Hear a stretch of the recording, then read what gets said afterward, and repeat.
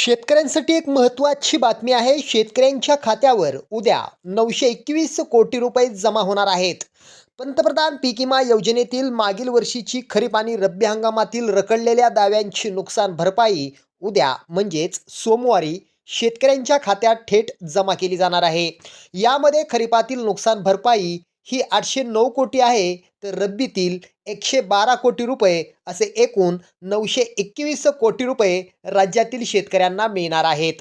केंद्र सरकारच्या निर्देशानुसार आता ही 921 कोटी रुपयांची नुकसान भरपाई सोमवारी शेतकऱ्यांच्या खात्यावर DBTने जमा केली जाणार आहे. आता कोणत्या जिल्ह्यातील शेतकऱ्यांना ही रक्कम मिळणार आहे ते देखील आपण या ठिकाणी पाहणार आहोत, त्यामुळे व्हिडिओ शेवटपर्यंत बघत राहा. बघा, पहिल्यांदाच नुकसान भरपाईच्या रकमेचं वाटप होणार आहे.